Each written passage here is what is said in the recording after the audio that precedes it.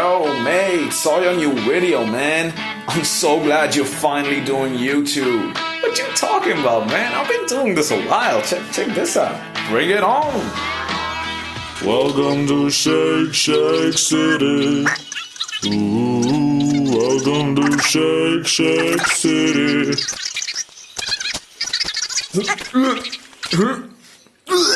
Oh, not cool, man. That took a while to clean up.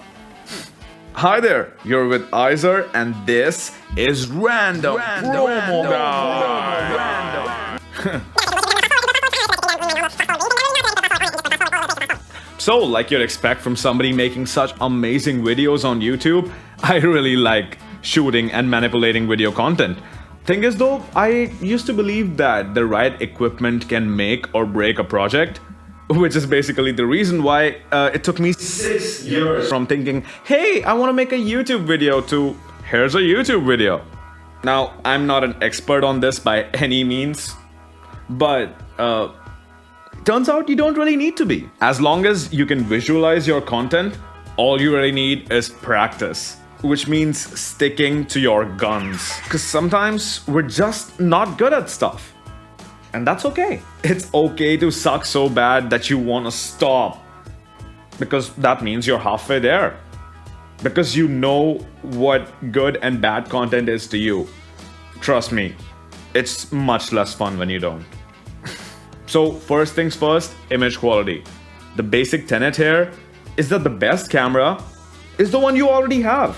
Which means for me right now, I'm shooting on my phone, and as long as you have a phone that was made in the last 5 years, so can you.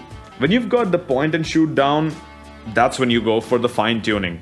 Because, you know, most stuff is already much easier to edit and post anyway. After that comes stability. Now, this is what got me all wonky early on. See, I wanted to do vlog style videos like all the cool people that I saw on YouTube back then. Which meant walking, right? And unless you've got like an iPhone or something else top of the line from recent years, well, even a gentle walk can involve a hell of a lot of shakes and jitters, to the point where I was transported to this new place that I had never encountered, well, not encountered for a long while at least, on YouTube, called Shake City. Not the good kind. No. So I tried stabilizers. First, I got my hands on this thing. Purely mechanical, pretty sturdy, easy to use, and good for short-range movement. So yeah, this served me really well for a lot of content that I made. But remember that first video from the skate? Yeah, that was this. So it's not perfect, or even close, is what I thought. So then I went high-tech and got me a gimbal. Ah, gimbals. These amazing electronic stabilizers that make your video seem almost buttery. But there's that word again. Almost. Yes, you'll definitely get your money's worth out of gimbals, but that was not where the crux lied. See, stability has more to do with our own bodily stability than popular media has us to believe, and a good cinematographer can shoot a scene barehanded better than an untrained cinematographer can with amazing, like, $1 million equipment as well. But what this basically means is stability ain't a no practice game. You aren't gonna get a shortcut. Grind.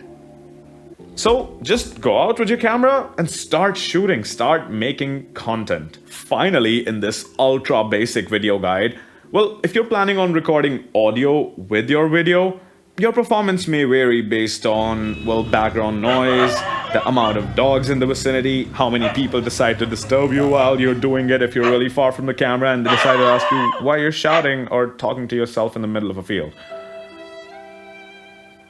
And a lot of other stuff could affect your audio as well. So basically what I'm saying is, get something like affordable, like this thing by Maono. It's a lapel mic. There's others that you can get, but do test them out because a lot of the cheaper ones can turn out to be duds. Or you could go for something like this shotgun mic. which I realized later I could have also done because I was shooting with a tripod. And one last piece of advice: seek out feedback, even if you don't always want it. You'll get the most amazing advice from the most unexpected sources ever. Ideally, you'd do this by putting stuff online, so if you do end up putting stuff online, share it with me. I'd love to watch it and comment on it and talk about it. Or if you're making stuff already and want to talk about it too, amazing, let's do it. Let's do something, please. Oh well. Anyway, that was this week's random promo guy. Catch me here next week as we investigate how many ways exist to bamboozle people into believing the same hoax over and over again until you yourself have forgotten the point behind it. Turns out, a lot.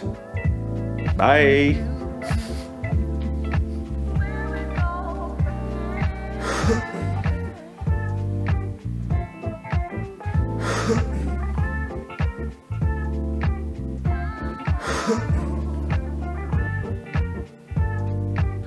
Huh.